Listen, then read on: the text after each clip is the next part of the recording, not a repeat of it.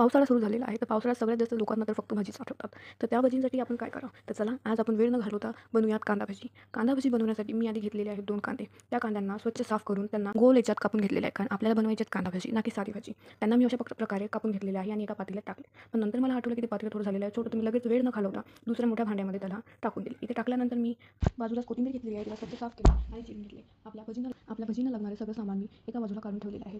जसं की हळद, तिखट, जिरं, मीठ आणि बेसन. कारण आपल्याला बनवायचे आहेत कांदा भजी. त्या पातेल्यात मी सगळे जे कांदे होते त्यात मी आधी घातलेली कोथिंबीर आणि थोडंसं एक मिरची कापून ठेवलेली होती ती. त्यानंतर मी हळूहळू करून चवीनुसार आपले सगळे मसाले मी त्यात टाकणार आहे. हळद, तिखट आणि जिरं ते टाकल्यानंतर त्याला मी चांगल्याने एकजीव करणार आहे. एकजीव केल्यानंतर जोपर्यंत ते पूर्ण एकत्र होत नाही तोपर्यंत मी त्याला फिरवणार आहे. ते फिरवल्यानंतर मी हळूहळू करून त्यात बेसन टाकणार आहे. कारण आपले कांदे पाणी सोडतील. जर आपल्याला पाण्याचा वापर नाहीच करायचा आहे तर त्यासाठी जोपर्यंत ते सोडतील, जर नाही सोडलं तर तुम्ही काय करा, थोडंफार पाणी घ्या हातावर आणि ते तुम्ही त्या बॅटरमध्ये टाका. टाकल्यानंतर तुम्हाला ते बॅटर एकजीव होईपर्यंत मिक्स करत राहायचं. जोपर्यंत ते पूर्ण कांद्यांना ते बेसन लागत नाही तोपर्यंत त्यात बेसन टाकत राहायचं आणि त्यांना पूर्ण एकजीव होऊ द्यायचं जोपर्यंत ते बेसन पूर्ण कांद्यांना लागत नाही.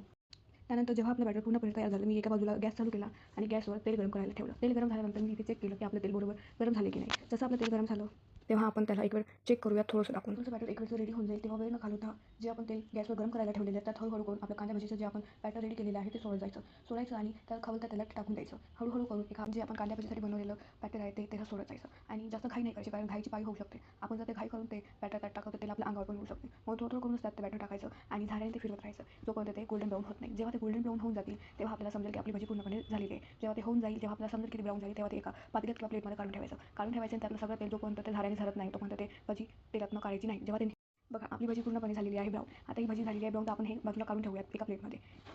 अशाच प्रकारे आपल्या राहिलेल्या बाकीच्या भजी पण गोल्डन ब्राऊन होईपर्यंत तेलात तळायचं आहे. तळल्यानंतर ते एका प्लेटमध्ये बाजूला काढून ठेवायचं आहे. हळूहळू करून सगळ्या भजी मी एक करत गेले आणि हा माझा फर्स्ट ब्लॉग आहे तर काही भूलचूक झाल्यास माफ करा आणि प्लीज लाईक, फॉलो आणि सबस्क्राईब करून जा. थँक्यू. तसंच मी भजीसोबत प्यायला चहा पण ठेवलेला आहे बाजूला. कारण भजी सुकी चांगली लागते म्हणून चहा पण त्यासोबत पाहिजेच. प्रकारे तुम्हाला पण तुमची भजी सुटसुटीत आणि कुरकुरीत बनवायची आहे. त्यानंतर इथे आपली कांदा भजी आता तयार झालेली आहे. त्यानंतर आली माझी मम्मी माझी मदत करायला. कारण मी सकाळपासून काम करत होते म्हणून तिला माझ्यावर थोडीशी दया तरस आली. बरोबर ती आली